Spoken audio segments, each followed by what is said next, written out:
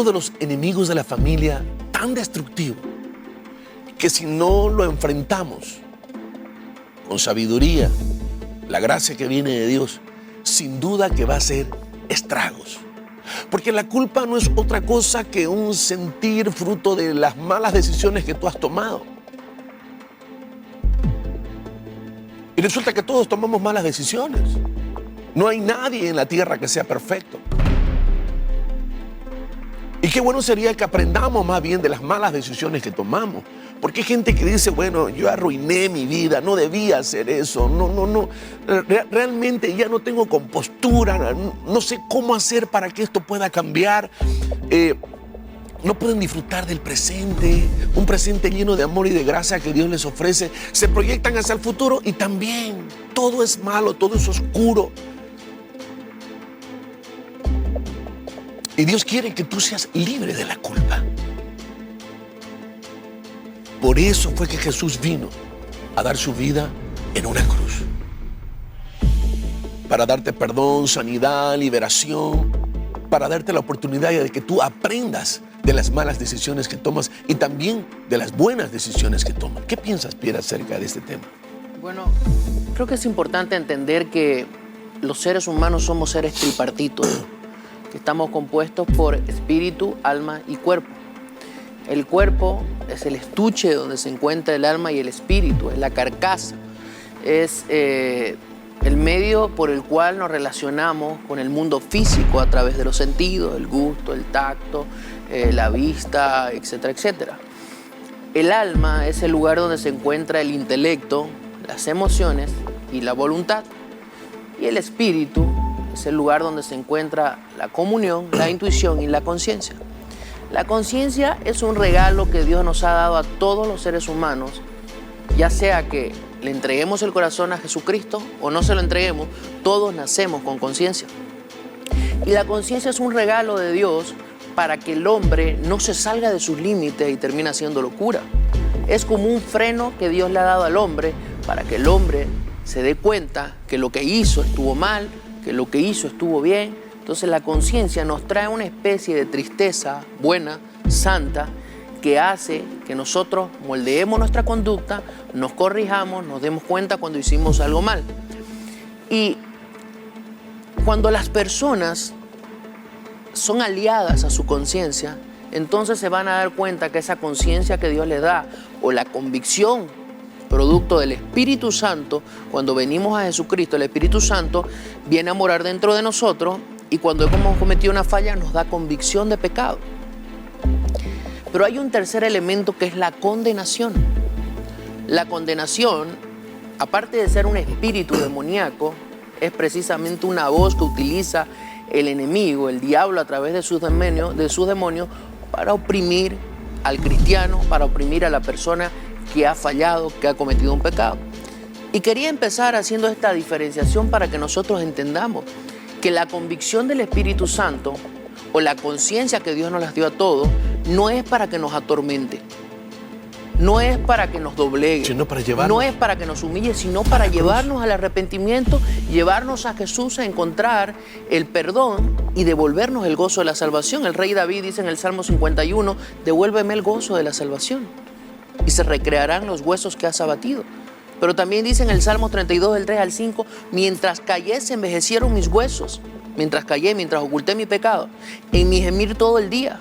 Pero luego dice en el versículo 6, dice, pero te confesé mis pecados y no oculté mis transgresiones y tú perdonaste mis maldades. Entonces, wow, qué interesante. Entonces, qué importante, porque la convicción de pecado tiene como fin llevarte a Dios, arrepentirte y te devuelve el gozo de la salvación, pero la condenación no. Claro. La condenación es un arma del diablo para mantenerte esclavo del mismo pecado y atormentarte por el mismo pecado del cual cometiste una y otra vez y se convierte en una cárcel. Qué interesante, porque Dios sabe que somos seres humanos imperfectos, que vamos a fallar. Y como dice Pierre, nos dio la conciencia para que la conciencia se encargue de mostrarnos que estamos violentando un límite, que lo que hicimos no está bien. Y cuando venimos a Cristo, el Espíritu Santo nos pone en convicción de pecado, pero no es lo mismo que condenación, porque la condenación no te deja liberarte del pasado, no te deja sacar nada bueno del pasado o de tus malas decisiones. Peor, el presente, te termina arruinando el presente. ¿Qué piensas, José? Así es, justamente creo que ¿por qué es tan destructiva la culpa y la condenación en la vida de una persona?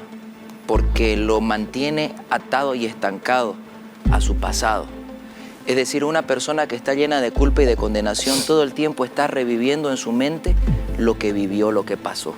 Porque de alguna forma quisiera cambiar lo sucedido. Pero lo cierto es que el pasado no lo podemos cambiar, no lo podemos revertir.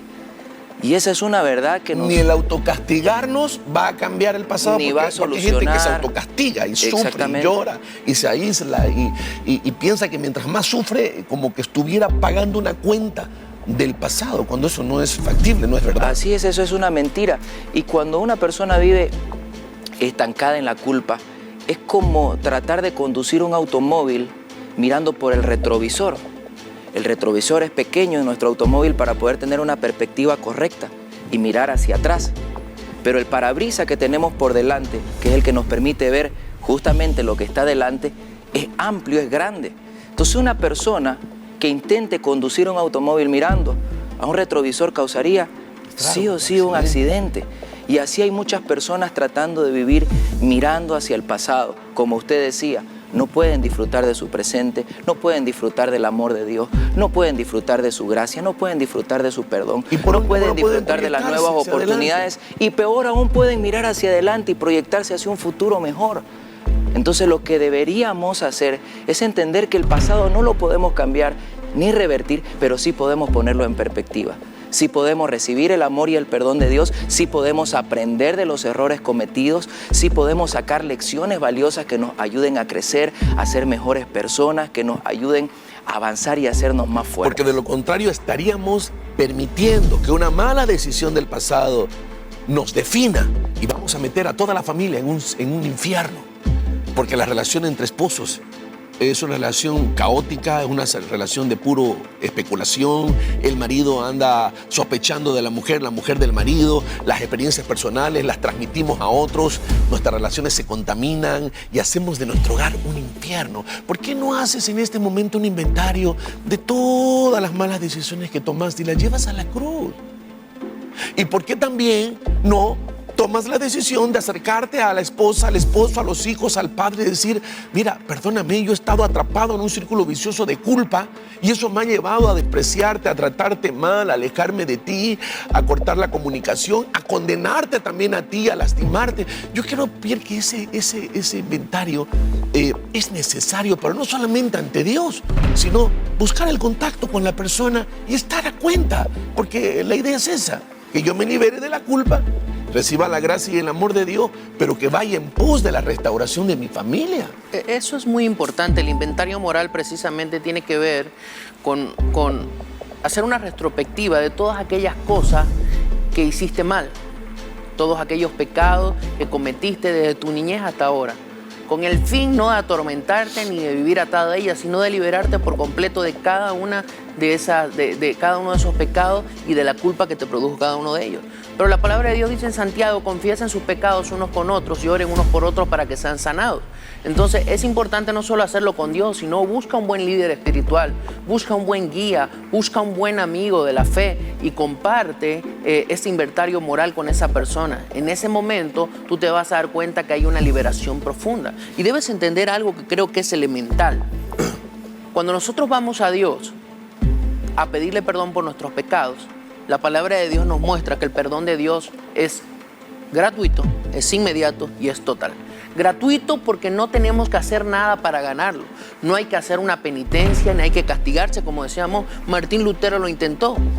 Y en las noches se iba y se tiraba latigazos en la espalda tratando de enmendar su pecado y ganarse el perdón de Dios. Pero luego se dio cuenta que el justo vive por fe y que el perdón es por fe. Entonces el perdón es gratuito, no te lo puedes ganar, simplemente debes recibirlo. Es inmediato. ¿Qué significa inmediato? Que debes aceptarlo en el momento en el que tú le pidas perdón a Dios, Dios te perdona. No te deja en remojo, no te deja esperando, no te dice vuelve la próxima semana. Es inmediato y es total. ¿Qué significa? Que no te perdona por etapas, te perdona completamente cada uno de tus pecados.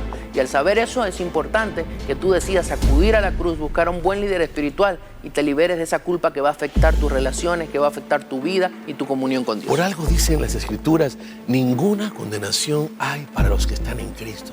Los que ya no andan conforme a la carne, sino conforme al Espíritu. Y si realmente quiero ser sano, ser libre, liberarme de este enemigo destructor de mi familia, de mis relaciones interpersonales, bueno, debo ir a Cristo, reconocer mi pecado, pedir perdón, bueno, y empezar a edificar y a construir otra vez la familia que todos hemos destruido, porque todos tenemos grado de responsabilidad. ¿Qué piensas para Sí, cerrar? creo que es muy importante empezar por tener una actitud de mucha honestidad y sinceridad para reconocer nuestras fallas y nuestros errores, porque muchas personas están tratando de ocultar y de reprimir esa culpa, haciendo de cuenta que nada pasó en el pasado.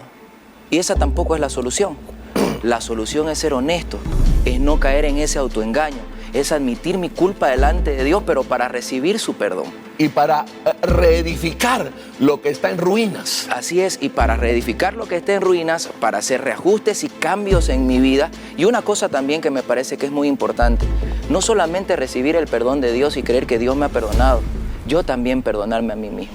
Qué interesante. Necesitamos ir a un corte. Cuando estemos de vuelta, estaremos profundizando y desarrollando este tema tan importante como es la necesidad de liberarse de la culpa, uno de los destructores terribles, letales de la familia.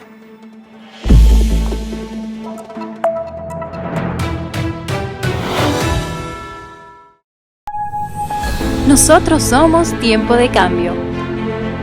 Llevamos el mensaje de la cruz a las miles de almas que necesitan conocer a Jesús, ya que nuestro trabajo y asignación es compartirle al hombre el plan de salvación.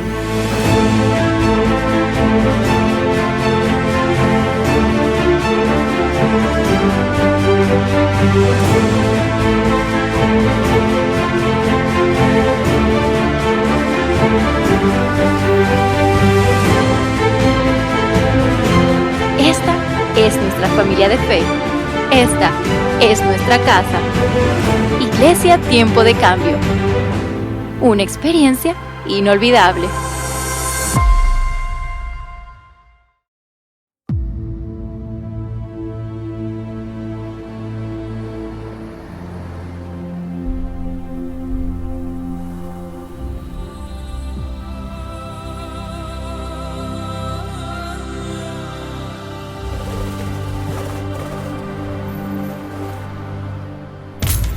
Tiempo de Cambio nace del sueño de Dios de construir nuevos hombres y a través de ellos transformar Bolivia. Somos de aquellos que defienden la idea de que delante de Dios todos somos iguales. Luchamos por la unidad, la justicia, el amor al prójimo.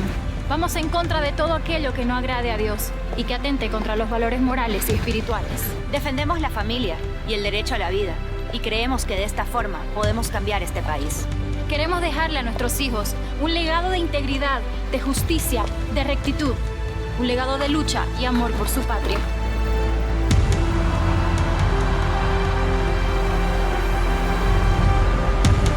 Queremos que cuando sean grandes y vivan en un país libre, se den cuenta que fueron sus padres quienes lucharon por esa democracia y por esa libertad en el momento más crítico de su historia. No queremos una Bolivia llena de corrupción. No queremos líderes que quieran seguir perpetuándose en el poder a costa de cualquier cosa. No queremos tener el día de mañana que arrepentirnos por no haber hecho nada cuando era tiempo de hacer algo. Queremos ser parte del cambio ahora. Queremos ser parte de un nuevo tiempo para Bolivia en este 2019. Luchar por lo que es nuestro es un compromiso ciudadano.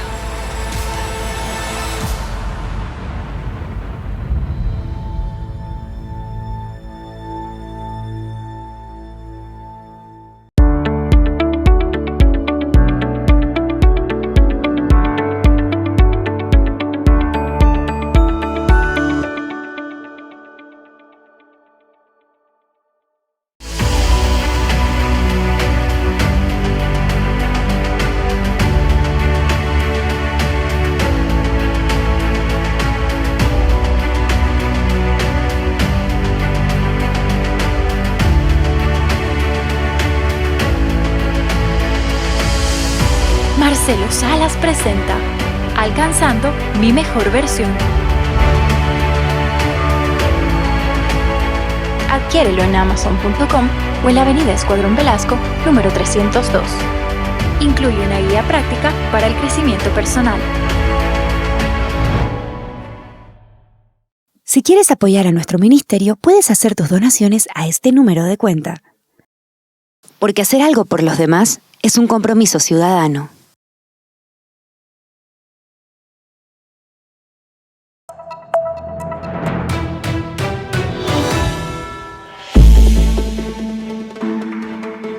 Estamos hablando acerca de la culpa, uno de los destructores letales, terribles de la familia. Y en el primer bloque hablamos acerca de que la culpa, la condenación, prácticamente no es algo que venga de Dios. Es una consecuencia de malas decisiones, de cosas malas que hemos hecho y de un enfoque que tenemos. Hay dos enfoques, como decía Pierre. Uno es el de Dios, donde Dios te ofrece perdón por tus malas decisiones. Y la otra es cuando el enemigo, el diablo, a través de un espíritu, te atormenta y te recuerda todo el tiempo las cosas malas que hiciste, los pensamientos, las cosas que dijiste, las palabras que salieron de tu boca, las actitudes que tuviste. Pero también dijo algo interesante, Pierre. Una cosa es condenación y otra cosa es convicción de pecado. La condenación no viene de Dios, viene del diablo, dice la Biblia. Hay que ponerle nombre a las cosas. La convicción de pecado sí viene del Espíritu, pero es para corregirte, para hacerte ver tu error, tu pecado, tu falta, a fin de que puedas ir a Jesús y recibir perdón a la hora de reconocer que sí fallaste. Yo creo que es un gran error, Pierre, cuando intencionalmente, después de escuchar estas reflexiones, tú empiezas a querer justificarte y dices, no, pero es que usted no sabe, es que él me hizo, ella me hizo. Y empiezas a querer encontrar los argumentos necesarios para poder mantenerte con ese sentimiento de culpa, de no creerla. Hay gente que sí ha decidido vivir con esos sentimientos de culpa que lo están atormentando todo el tiempo, solamente porque se justifican cuando podrían ser el día de hoy libres. ¿Qué piensas? Creo que es elemental entender, como lo mencionamos en el anterior programa, que por ejemplo el síndrome de David representa el síndrome que tiene una persona que tiene un pecado oculto, que tiene comportamientos inmorales, destructivos, que están causando destrucción en su familia, pero no los quiere reconocer, porque lo que quiere es ganar la batalla, lo que quiere es ser el que tiene la razón y vivir de apariencia. Eso fue lo que hizo el rey David. El rey David cometió un pecado terrible de adulterio y de asesinato, y durante un año entero lo ocultó. Y por eso dice, mientras callé se envejecieron mis huesos. O sea, el rey David estaba experimentando un tormento terrible porque ocultó su pecado. No lo confesó delante de Dios, no lo confesó delante del profeta, hasta que después de un año el profeta Natán lo confrontó y lo hizo confesar su pecado, y él fue libre de la culpabilidad y de los problemas de salud que le había traído la culpabilidad. ¿Qué debe entender la gente por pecado cuando te escucha hablar? Pecado es saber hacer lo bueno y no hacerlo. Pecado es transgredir las normas morales de Dios. Pecado es ir en contra de los mandamientos de Dios. Y muchas veces la gente dice, pero si yo no me drogo, no mato, no le hago mal a nadie. No, pecado también es el odio. La Biblia dice, si odias a tu hermano ya lo mataste en tu corazón. Pecado es el adulterio. Pecado es desear a otra mujer y desearla. Dice, si miras a otra mujer para codiciarla, ya adulteraste con ella en tu corazón. Y existe el pecado doloso y culposo también. Está el pecado doloso, que es el pecado planificado, que es el pecado intencionalidad. Y está el pecado culposo, que son cosas que tú cometes no intencionalmente, pero igual son pecados. Entonces, pero que no están premeditadas. Exactamente. Pero la clave de todo esto es entender que la confesión libera mi alma. La confesión libera mi mente y me ayuda a encontrar una salida a esos problemas. Al contrario, la justificación te hunde. Claro que sí. Porque tú crees que de alguna manera estás saliendo del problema al justificarte y quedar ileso, sin culpa, o presentando los mejores argumentos a tu mujer, a tu hijo, a las personas, a tu compañero de trabajo, por cosas malas que has hecho, cuando lo que estás haciendo es meterte en una prisión. Y como hablábamos del rey David, que lo ocultó durante un año y experimentó problemas de salud, hay muchas personas que tienen oculto un adulterio, que se han metido con otras mujeres y lo oculta, que tienen oculto un vicio y no pueden dormir en la noche. La culpa no les deja dormir en la noche. Han dañado a las personas. Entonces, la culpa no les deja dormir en la noche, toman pastillas para dormir, tratan de ignorarlo, tratan de olvidarse, pero sin embargo, ese tormento está en su alma. El padre que abandonó al hijo. ¿Y sabe cuál es el peligro de todo esto? Que cuando uno viola su conciencia, la va anulando. Y llega un momento en que la conciencia se cauteriza, se llama la cauterización de la conciencia.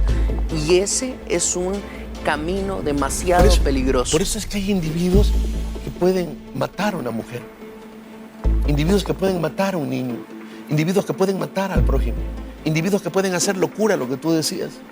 Pero es porque la conciencia está cauterizada, porque uno mira las noticias y dice, ¿pero cómo pudo hacer esto esta persona? Claro, es que la conciencia se fue cauterizando, el corazón se fue endureciendo. Fue un proceso y son problemas que en su momento no se trataron de una forma correcta, que llevaron a ese punto y a ese límite de un hombre que todo el tiempo le es infiel a su mujer, que hace daño a su familia y que ya no siente nada al hacerlo, que no le conmueven las lágrimas de una mujer que sufre, que no le conmueve ver a sus hijos creciendo solos, y después, sin la presencia de ellos. Disculpa que te interrumpa, y después el mismo pecado de ellos convierte a la esposa en víctima, porque él cree que también la mujer se la hace y termina maltratándola, golpeándola, hasta matándola en casos extremos. Es un círculo vicioso, ¿no? Es un círculo vicioso destructivo que afecta a toda la familia. Ahora, hay algo importante que dice la Biblia. En 1 Juan 1, 8 y 9 dice, si afirmamos que no tenemos pecado, nos engañamos a nosotros mismos y no obtenemos la verdad. Es decir, que el vivir en ese círculo vicioso de tratar de cubrir nuestros errores y nuestras fallas, de culpar y de justificar, es vivir en una posición y en una condición de autoengaño. Dice que nos estamos engañando a nosotros mismos. Y aquí muestra la salida en el versículo 9. Dice en el 9, pero si confesamos nuestros pecados, Dios, que es fiel y justo, nos los perdonará y nos limpiará de toda maldad. Oye, eso es tremendo, porque hay gente que nos está viendo en este momento. Hay esposos, hay jóvenes, hay hijos, hay padres, familias que nos están viendo, hay individuos que nos están viendo y que hasta este momento de repente ellos habían vivido justificando sus malas decisiones, ocultando lo que hicieron, dando una apariencia de que están bien, porque si la gente los conoce, por ahí ya no creen en ellos, no los valoran, no los respetan y creen que son unos hipócritas. Pero no debe interesarle tanto eso, sino Dios, porque al fin y al cabo todos somos parecidos. Así es. Claro, todos somos cínicos, todos tendemos a ocultar lo malo, todos tratamos de mostrar la mejor apariencia de nosotros. Pero le voy a decir cuál es la realidad, querido amigo, usted que me está siguiendo, a ustedes que me están viendo como matrimonio. La realidad es que todos cometemos errores, todos fallamos, todos somos malos, todos tenemos tendencias a ser adúlteros. Todos somos personas con inclinaciones muy fuertes a ser mentirosos, a tratar mal a la persona, a ser torpes. Sí, todos. Yo, Piero, José, solamente que aquellos que reconocen sus limitaciones, sus errores, sus defectos y todo lo malo que tenemos y aprendemos a ir a Jesús, encontramos en Él perdón. Y ese perdón lo practicamos con la esposa, con el hijo, con el compañero de trabajo, con el familiar. Porque así como Dios me perdona, yo también perdono. Y es más, Dios es claro cuando dice, quítese de vosotros toda ira, odio, amargura, pelea, griterío. Quítese, es un mandamiento, no es una alternativa, porque te va a destruir si no lo quitas de tu corazón. Bien. Así es. Yo creo que la culpa en este siglo está afectando a tantas, pero a tantas personas, tanto cristianas como no cristianas. Y las personas viven tratando de engañar a su conciencia, se hacen la psicológica, se justifican para tratar de evitar sentir las consecuencias de la culpa. Perdón, mientras hablabas, recordaba lo que dice Rick Warren. Dice que en cierta oportunidad él tuvo una conversación con un psiquiatra.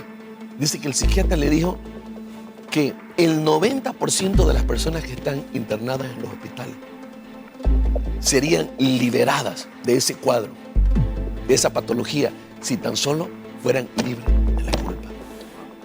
¿Qué te parece? La mayoría de las personas que están enfermas es por la culpa. Por eso decíamos que es un enemigo letal. Sigue, por favor.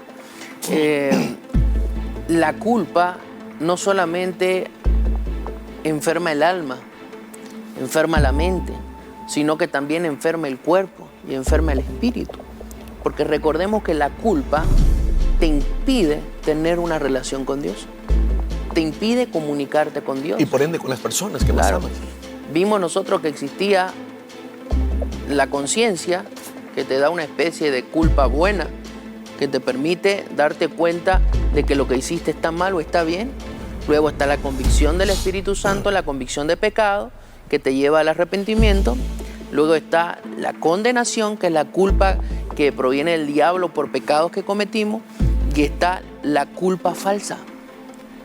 Y creo que hay personas en el mundo que están experimentando esa culpa falsa. Esa culpa falsa viene producto de ser introspectivo y obsesivo en autoanalizarme y mirar mi interior todo el tiempo y tratar de ser perfecto. Y no verme desde la perspectiva de Dios, que me acepta con mis errores y defectos. Y hay personas que tratan de ganarse el favor de Dios, que tratan de ganarse la salvación. Y como usted decía, dejan de mirarse como alguien redimido y perdonado y justo por los méritos de Cristo y quieren ganarse esa justicia. Entonces, por cualquier error humano, ellos, por ser introspectivos y obsesivos en autoanalizarse, están sintiéndose culpables, están sintiéndose condenados, están sintiéndose como si hayan matado a alguien. Y creo que ese no es el plan de Dios. El plan de Dios es que el cristiano viva en libertad, viva sin culpa, porque la palabra de Dios dice en Romanos 8, 33 al 34, ¿quién acusará a los escogidos de Dios si Dios es el que justifica? ¿Quién los condenará si Dios ya los perdonó?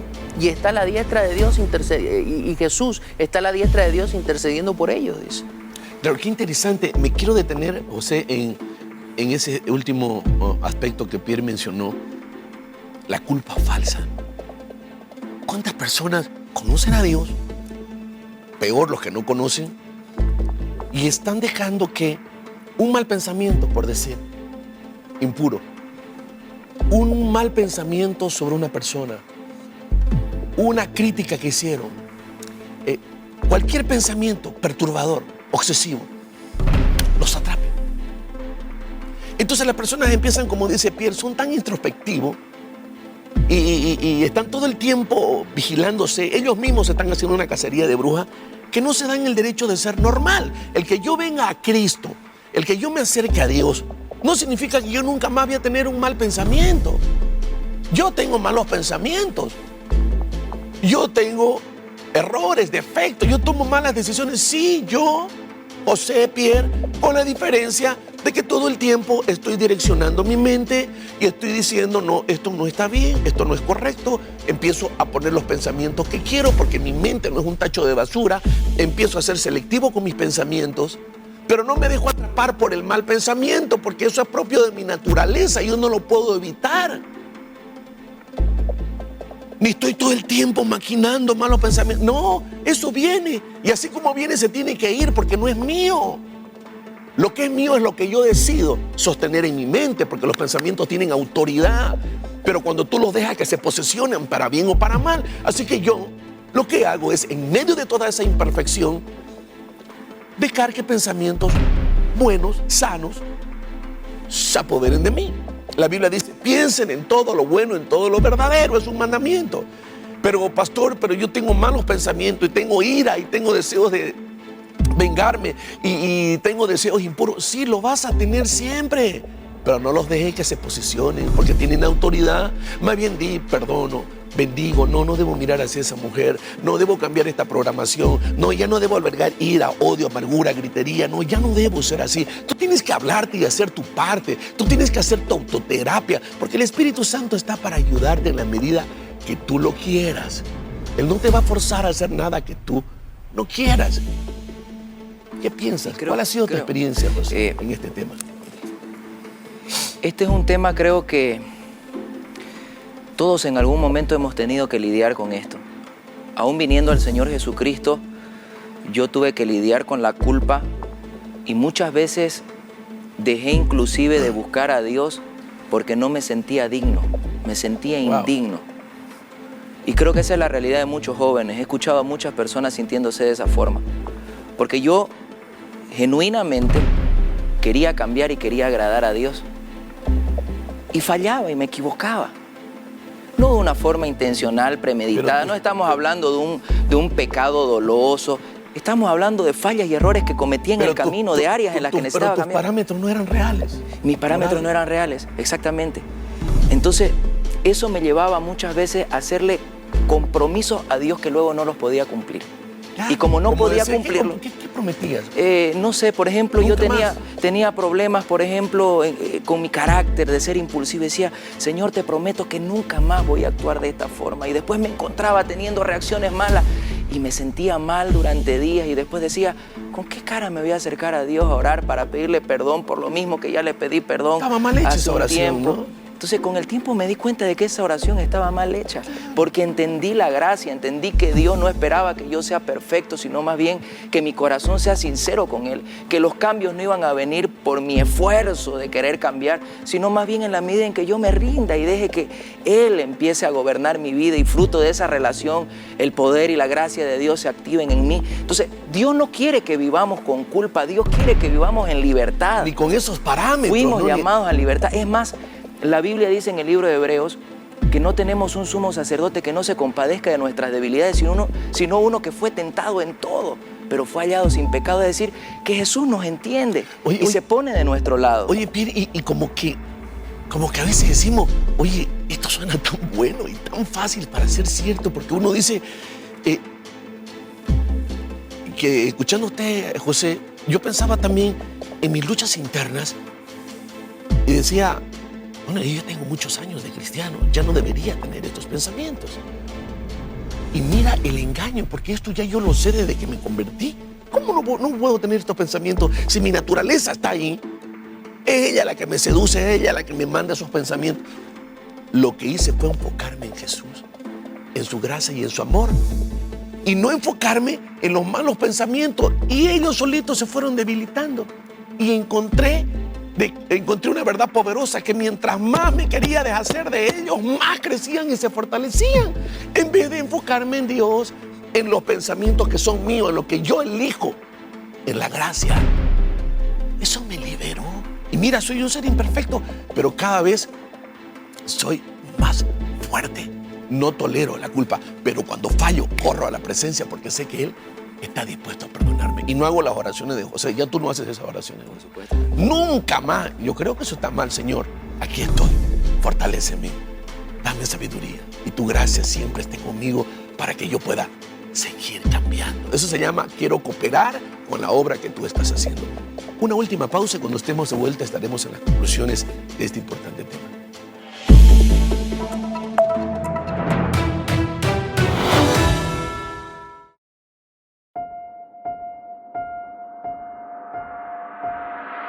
En Bolivia, el 35% de la población vive en un estado de pobreza y el 14.7% en pobreza extrema.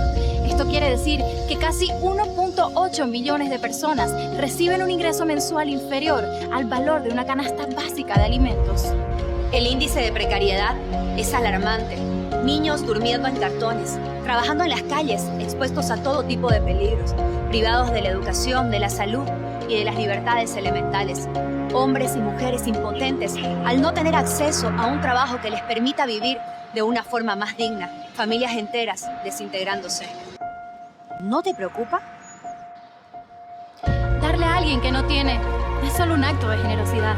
Es una obligación moral de contribuir a una mejor sociedad, a un mejor país, a un mejor mundo. Es darte a ti la oportunidad de ser protagonista de un cambio que enseña a los demás a actuar de la misma forma. La generosidad se origina en un corazón que entiende el valor de dar. Pero esta actitud solo puede ser pura cuando has experimentado una transformación en tu corazón.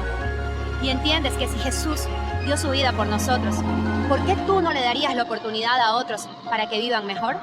Si los gobernantes, quienes deberían velar por la disminución del índice de pobreza, no son tan efectivos, si están más preocupados en velar por sus propios intereses antes que en generar mejores oportunidades a la sociedad, si lo único que han hecho es mostrar injusticia, engaño, corrupción y ambición desmedida, elementos que hacen pobre a una nación, entonces busquemos un cambio y hagamos algo juntos. Enfrentemos la pobreza en Bolivia, estudiando, superándonos, desarrollando una ética de trabajo de esfuerzo, responsabilidad y honestidad. Formemos hijos con principios de amor al prójimo, para que el día de mañana tengamos una generación más humana, ya que estos son principios que contribuyen al desarrollo de una nación y la hacen grande. Sin duda que será un proceso largo, pero de la mano de Dios y aplicando estos principios lo podremos lograr, porque no es trabajo de un individuo, ni de la iglesia, ni de una organización. Es un trabajo de todos. Porque hacer algo por los demás es un compromiso ciudadano.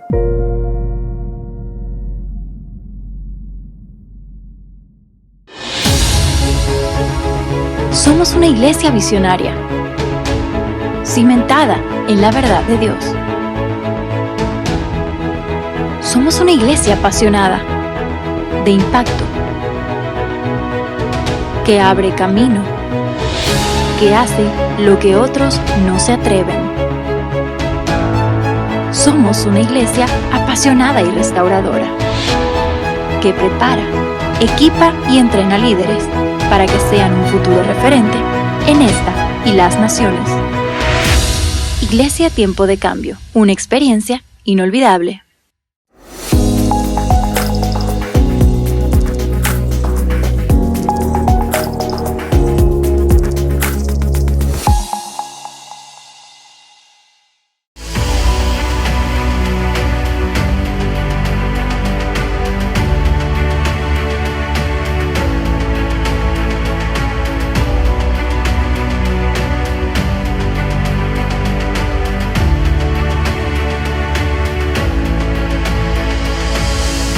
Marcelo Salas presenta Alcanzando mi mejor versión. Adquiérelo en amazon.com o en la avenida Escuadrón Velasco, número 302. Incluye una guía práctica para el crecimiento personal. Si quieres apoyar a nuestro ministerio, puedes hacer tus donaciones a este número de cuenta. Porque hacer algo por los demás es un compromiso ciudadano.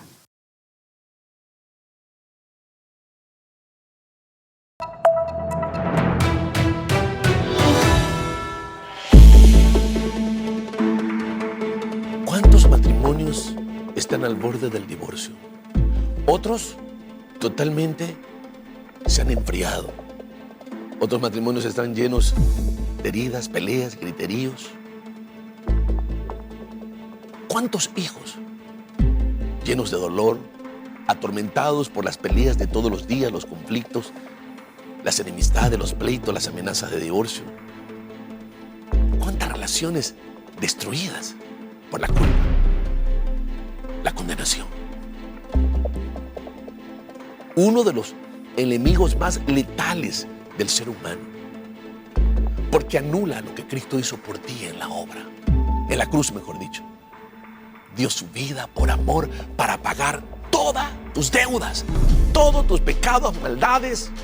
Eso es el peor de los pecados, sí, ahí fue también pagado, cancelado. Y yo sé que esto suena como que demasiado bueno y fácil para ser cierto. Sí, es así, así es Dios. No hay nada que Dios no te pueda perdonar. Dios está dispuesto a perdonarte, a levantarte y a restaurarte. Eso es bien. Yo creo que al acercarnos a Dios tenemos que entender que Dios no es como los seres humanos. Dios está dispuesto a perdonarte ya, instantáneamente, y a iniciar un proceso de recuperación contigo, con tu matrimonio, con tus hijos, con quien sea. ¿Qué piensas de eso? Creo que mucho pasa con el ser humano, con el cristiano, que cuando ha cometido un pecado, cuando ha cometido un error, cuando ha cometido una falla dolosa o culposa, se siente condenado, pide perdón a Dios y no siente el perdón, no siente el gozo de la salvación. Y sigue ese sentimiento de tristeza, de angustia, de aflicción por haber fallado, por haber errado. Y algo que me pasaba a mí es que cuando yo pedía perdón no me sentía perdonado. Entonces volvía a pedir perdón por el mismo pecado. y no me sentía perdonado. Y después volvía a pedir perdón por el mismo pecado. Y al otro día, si me acordaba, volvía a pedir perdón por el mismo pecado. Entonces, un día comprendí, leyendo un excelente libro, que el perdón no era un sentimiento, que el perdón no es una emoción, que el perdón es un acto de fe y que recibir el perdón de Dios requiere de fe. Es como la salvación. Entonces, en ese mismo instante, empezó a cambiar mi modo de pensar. Y cuando pedía perdón al Señor y no me sentía perdonado, decía, el perdón no es un sentimiento, es un acto de fe. No me siento perdonado, pero creo que Dios ya me perdonó, me meto mis sentimientos al bolsillo y continúo con mi vida. Al hacer eso, luego mis sentimientos me iban acompañando y se sujetaban a la decisión que yo había tomado de estar perdonado, de aceptar el perdón. Entonces, el perdón no es un sentimiento, es un acto de fe. Puede ser que hayas pedido perdón y tú no te sientas perdonado, no te sientas digno todavía, te sigas sintiendo inmoral, sientas que merece castigo, pero el hecho que sientas eso no quiere decir que esa es la realidad. La realidad es lo que dice la Biblia, y la Biblia dice que Él es fiel y justo para perdonar tus pecados y librarte de toda maldad. La verdad, la Biblia dice que si has pecado, abogado tienes para con el Padre, a Jesucristo el justo. La Biblia dice que tienes la gracia de Dios para levantarte después de que hayas fallado. Que Dios es un Dios de segundas oportunidades, de terceras, de cuarta, de quinta y de infinitas oportunidades. Entonces aprende que el perdón no es un sentimiento, es un acto de fe y depende de tu fe para aceptarlo, creerlo, recibirlo y seguir con tu vida. Algo que me parece muy importante que la gente pueda entender es que el perdón se basa en el carácter de Dios. Es decir, que la gracia y el perdón de Dios no tienen que ver con lo que nosotros hacemos para que Dios nos perdone, sino con lo que Él es. Y quiere hacer por La nosotros. base es su amor. La gracia no consiste en lo que yo haga o lo que yo soy para ganarme el perdón o el amor de Dios. Nos amó tanto que dio a su Hijo. Exactamente. Que nos amó primero. Entonces, su carácter parte de su carácter es el perdón. Parte de su carácter esencia, ¿no? y su esencia es el amor. Entonces, yo no tengo que querer ganarme el perdón de Dios. Por eso es que la Biblia O nos dice, sentirlo, como decía Pierre. o sentirlo, simplemente tengo que creerlo. Dios ya me dijo que Él está dispuesto a perdonarme. Porque sé que hay gente que ha hecho muchas cosas malas y que siente que ya no tiene perdón de Dios. Incluso de repente ha escuchado que otras personas se lo han dicho, lo que vos hiciste no tiene perdón de Dios. O lo Que ponen, Dios te perdone. o lo ponen en la balanza y en el otro lado ponen el sacrificio de la cruz y resulta que este pecado tiene más poder que la cruz. Exactamente. Cuando la cruz tiene el poder para perdonarnos de cualquier pecado, no importa la gravedad. Ahora, déjame decirte algo. Estoy pensando, Pierre, José, en las personas que en algún momento han dicho, ¿por qué tocan esos temas? ¿Qué les pasa? Yo nunca he pasado por todo eso. Yo he escuchado a mucha gente que me ha dicho eso a mí literalmente en la cara. Pero yo creo que eso es innecesario porque la verdad es que no sé, a mí nunca me ha pasado. Bueno, en algún momento te va a pasar. Esa persona ha entrado a este templo a pedir ayuda porque quizás no fue con la impureza, pero fue con el temor a la muerte. Lo mismo, se volvió excesiva con el temor a la muerte. Es que en algún momento ese espíritu te va a atacar. El que tú no hayas vivido por lo que yo he vivido no significa que tú estás exento. No, imposible. Imposible. El que tú no hayas pasado por las crisis que yo pasé de adicciones a las drogas, no quiere decir que no vayas a pasar por una crisis matrimonial, fruto de la condenación, la culpa, la ira, la amargura, el resentimiento. De alguna manera esto se va a empezar a manifestar en ti. Por eso lo que queremos en esta enseñanza es que tú uses esta herramienta poderosa de la gracia y el amor de Dios para combatir la culpa, porque la culpa Jesús la canceló en la cruz. Y cuando haya convicción de pecado y el Señor te muestre tu error, no titubees, no te justifiques, no des lugar al ego y al orgullo, humíllate y di, Señor, perdóname, lo siento. Dame la fuerza, dame la sabiduría para que no reincida en esta mala actitud, en la culpa, en estos pensamientos obsesivos, etcétera, etcétera. Porque el ego pierde. El ego también es otro problema. Si yo no aprendo a humillarlo, el ego puede resistirlo a Dios, puede justificarse y el ego hace que se activen otra vez esos síntomas. ¿Qué piensan para ir cerrando? Bueno, creo que la Biblia dice claramente que no hay pecado que Dios no pueda perdonar, a excepción de la blasfemia con el Espíritu Santo. ¿Qué sería blasfemia? ¿Qué entendemos por blasfemia contra el Espíritu Santo? Porque hay personas que dicen, se me vienen pensamientos malos contra el Espíritu Santo y creo que he blasfemado. Y creo que no tengo perdón de pecado. Lo que pasa es que hay personas que tienen una conciencia más débil y una conciencia más fuerte. El apóstol Pablo, por ejemplo, dice, si tú vas a comer alimentos consagrados a los ídolos y tú los santificas y oras con fe, come. Pero si el otro no quiere comer carne, porque para él su conciencia es muy sensible, es muy frágil, y solo quiere comer legumbre, entonces que coma legumbre, porque hasta el comer debe ser con fe. Y dice, y tú no seas piedra de tropiezo para él, ni tú seas piedra de tropiezo para él. Entonces, eso nos muestra de que hay diferencias. En otras palabras, no estás haciendo sentir mal al que come legumbre, déjalo. Claro. Y tú hagas sentir mal al que come carne. Claro. Y eso nos muestra de que existen diferentes grados de conciencia. Y hay personas que ¿Y de madurez? Hay personas que tienen una conciencia más frágil, más débil, y que son predispuestos ya genéticamente a sentirse más fácil mal que otras personas. Por ejemplo, hay personas que se comen 2 platos, 3 platos y gozan de la vida, y uno come un poquito más de un plato y ya se siente mal, ¿no? Entonces... Oye, tú eres el que te come 2, creo, y no pasa nada. Sin culpa. Entonces, hay diferentes grados de conciencia, y hay personas que tienen una conciencia más frágil. Y esas personas, por ejemplo, han dicho, siento que blasfemé contra el Espíritu Santo. Yo les he dicho, tú no has blasfemado contra el Espíritu Santo, porque si hayas blasfemado contra el Espíritu Santo, no te sintieras mal.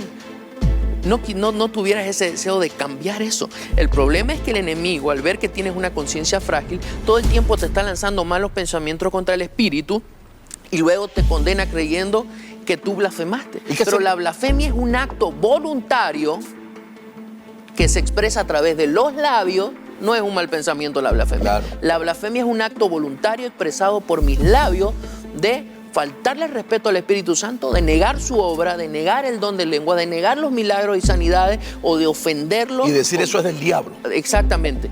Pero no, la blasfemia no es un pensamiento, es una expresión de mis labios hecho conscientemente. Entonces es importante que las personas entiendan eso. Y cuando nosotros leemos el libro de Hechos, vemos, por ejemplo, que el apóstol Pedro estaba predicándole a una de las máximas autoridades de uno de los territorios donde él se encontraba, y esa autoridad tenía como consejero a un brujo.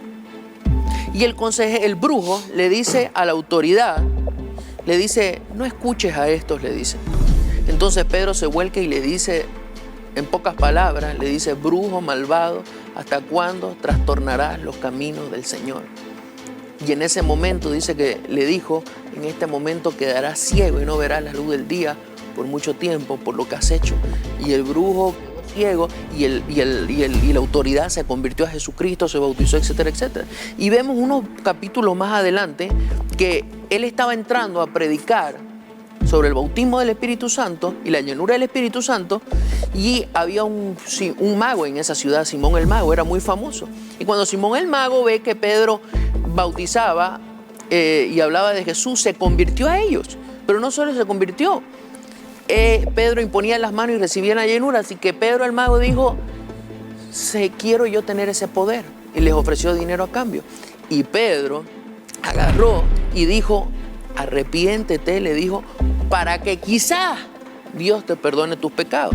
Y muchas personas han agarrado ese versículo de que quizás, creyendo que no pueden obtener perdón por sus pecados.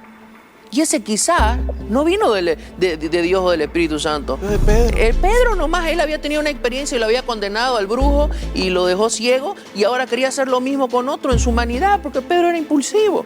Pero Dios le perdonó a Simón el Mago, porque Simón el Mago dijo, rueguen por mí, dijo, después de eso, para que no me ocurra nada de lo que ustedes han dicho. Fue humilde. Entonces, muchas personas se agarran de ese verso y dicen, quizás Dios no me ha perdonado, quizás Dios no ha hecho misericordia, quizás Dios ya me tiene condenado. O quizás estoy viviendo lo que merezco después de que han pedido perdón. Exactamente. Qué terrible que es la culpa, ¿no? ¿Qué podrías decir, José, para ir cerrando? Uno de los versículos bíblicos que más han bendecido mi vida se encuentra en el libro de Hebreos capítulo 4, verso 16. Dice, así que acerquémonos confiadamente al trono de la gracia para recibir misericordia y hallar la gracia que nos ayude en el momento que más la necesitamos. Wow. Dios nos permite...